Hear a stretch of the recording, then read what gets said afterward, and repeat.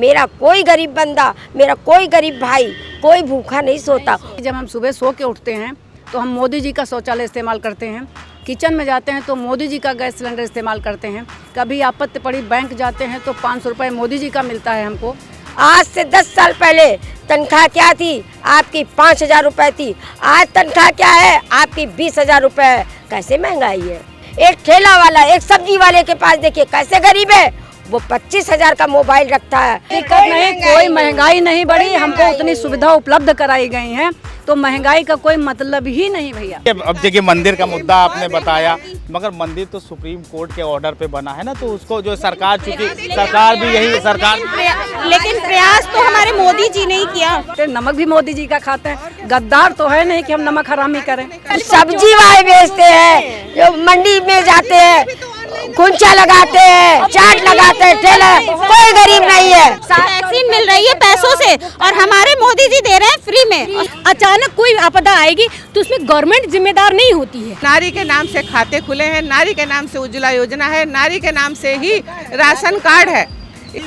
इतनी सारी मैडम गंगा में लाशें बह गई, गंगा जी में, इलाहाबाद में, वो भी तो कहीं ना कहीं गवर्नमेंट को घेर रही है। कई लोगों का ये कहना था कि जो है जो फ्री में राशन मिल रहा है या जो पैसे मिल रहे हैं वो जो है गवर्नमेंट कहीं ना कहीं लोगों को आलसी बना रही है। देखिएगा चुनाव के बाद ये जब महामारी का दौर खत्म हो जाएगा तो सरकार हमारी ये राशन जो पहले भी जैसे पहले मिल रहा था 2 रुपए किलो 3 रुपए किलो, वो फिर से लागू होगा। रोजगार को लेकर जो है नौजवान कहीं ना कहीं थोड़ा नाराज थे, तो क्या लगता है गवर्नमेंट को क्या करना है? जब हमारी सरकार खाते में जनधन अकाउंट में पैसा दे रही है तो एक रेडी वाला भी पैसा कमा रहा है, गवर्नमेंट ऑफिसर से ज्यादा पैसा कमा रहा है, 500 रुपये पर डे कमा रहा है। हम इस वक्त राजधानी लखनऊ में हैं। लगातार सभी पार्टियां अपनी पूरी ताकत झोंक रही हैं किसी भी हाल में जीत हासिल करने के लिए। यूपी में चूंकि चुनावी बिगुल बज चुका है, 2022 की रेस में सारी पार्टियां दौड़ रही हैं। दो ही पार्टी के बीच टक्कर देखी जा रही है, एक सपा और दूसरी बीजेपी, जिसमें बीजेपी अभी सत्ताधीश है।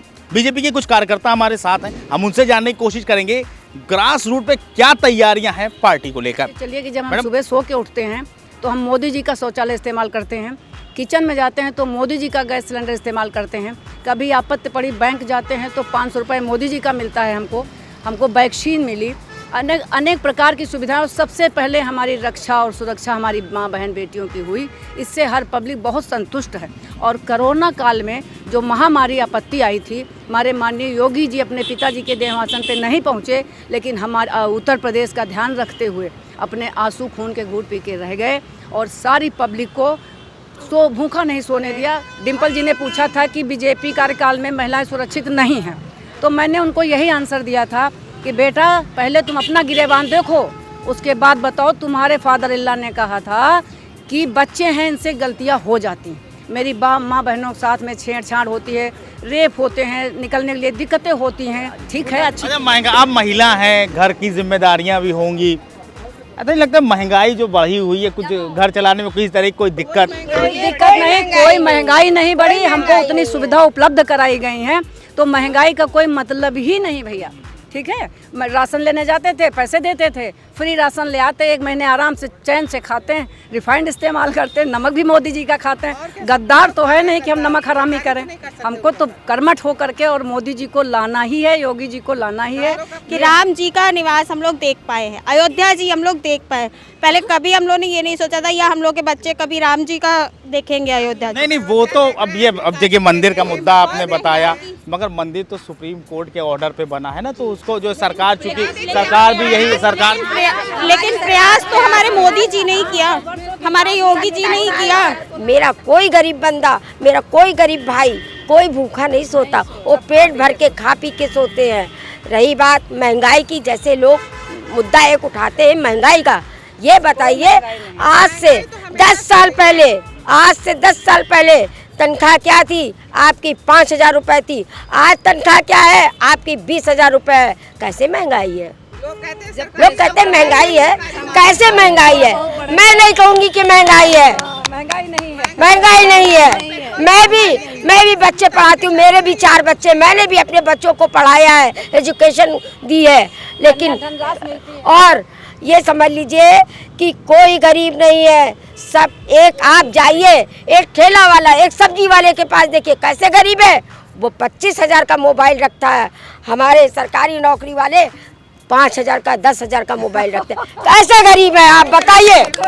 सरकारी नौकरी वाले आपके हिसाब से गरीब हैं? सरकारी नौकरी है क्योंकि उनको कुछ नहीं है, उनके कुछ नहीं। और जो सब्जी वाले बेचते हैं, जो मंडी में जाते हैं, कुंचा लगाते हैं, चाट लगाते हैं, ठेला, कोई गरीब नहीं है। रही कोरोना काल में हमारे मोदी जी ने, हमारे योगी जी ने ऐसी वैक्सीन लगाई, पूरे कहीं विश्व भर में नहीं लगी। वैक्सीन तो देखिए पहले भी फ्री थी, अब वैक्सीन की बात, वैक्सीन तो पहले भी टीबी की, खसरे की, पोलियो की, ये तो हमेशा से फ्री चल रही है। फ्री नहीं थी, वैक्सीन मिल रही है पैसों से और हमारे मोदी जी दे रहे हैं फ्री में और सबको फ्री में लग रहा है। कोई गरीब नहीं, कोई अमीर नहीं, सबको फ्री में वैक्सीन लग रही है। वो गवर्नमेंट तो नहीं, गवर्नमेंट पब्लिक से तो नहीं ले रही है, जो भी वो टैक्स वगैरह ली उसी से तो मैनेज कर रही है, जिससे पब्लिक का फायदा हो रहा है। अदर देशों में जितने में जहाँ भी वैक्सीन लगी कुछ ना कुछ अमाउंट लोगों को देना पड़ा है, लेकिन इंडिया में इतनी जनसंख्या होने के बावजूद भी मोदी जी ने हम लोगों को 1-1% तक वैक्सीन पहुंचाई और इस कोरोना काल में ना जाने कितने लोगों की का जीवन बचा, वरना अगर दूसरी गवर्नमेंट होती तो ना जाने क्या होता, कहर आ जाता। तो काफ़ी लोग जो है उस वक्त बैकुंठ धाम में बड़ी हालत बड़ी खराब थी, तो हाँ बड़ी वकड़ी कम पड़ गई थी, बड़े हालात गड़बड़। मैं आपको बताती हूँ, जैसे अगर आपके घर में 100 लोगों का खाना है, अगर आप यहाँ 1000 लोग या लाख लोग आ जाएंगे तो आप क्या करेंगे? वो कोई भी गवर्नमेंट होती, अचानक कोई आपदा आएगी तो उसमें गवर्नमेंट जिम्मेदार नहीं होती है। ये तो पूरे विश्व के साथ था, जितनी घटनाएं घट रही थी वो पूरा विश्व देख रहा था। वो तो एक प्राकृतिक आपदा थी, तो जो भी घटनाएं दूसरे कोरोना, आपको लगता है गवर्नमेंट को दूसरी वेव से पहले कुछ तैयारियां कर लेनी? बिल्कुल तैयारी तो गवर्नमेंट ने की, लेकिन एकाएक इतनी सारी कंडीशन खराब हो गई तो उसमें गवर्नमेंट क्या करे? उसमें पब्लिक ने सपोर्ट नहीं किया। जब पब्लिक सपोर्ट नहीं करेगी तो गवर्नमेंट क्या कर सकती भाई? ये महिला मोर्चा की कार्यकर्ता हैं जो इस वक्त लखनऊ में है और कहीं ना कहीं ये बीजेपी को मजबूत करने की कोशिश करें। कुछ लोग और भी हम उनसे मुखातिब हो गए। मैडम आपका क्या नाम है? रीना गुप्ता है, मैं क्षेत्रीय संयोजक भी हूँ और मैं नारी सशक्तिकरण पे भी काम कर रही हूँ। क्या लग रहा है कि सरकार ने क्या किया और क्या करना बाकी रह गया? देखिए सरकार ने बहुत काम किया है। जो अभी देखिए जो हमारी सेवा योजना है उसमें 10-10 महिलाओं को समूह बना के हम लोगों ने उनको रोजगार दिया है। उनके खाते में 1 लाख रुपया आ रहा है ताकि वो अपना बिजनेस आगे बढ़ा सकें। हमारी सरकार ने नारी सशक्तिकरण पर बहुत काम किया है। नारी के नाम से खाते खुले हैं, नारी के नाम से उज्ज्वला योजना है, नारी के नाम से ही राशन कार्ड है। इसलिए नारी सशक्तिकरण पे हमारी गवर्नमेंट ने बहुत काम किया और इस जो कोरोना काल की जो समस्या आई है इससे हमारा 135 करोड़ की जो जनसंख्या वाला भारत इतना बड़ा देश है उसको कंट्रोल करने का जो पावर मोदी जी ने दिखाया वो किसी अन्य देश में नहीं था, नहीं हो सकता था।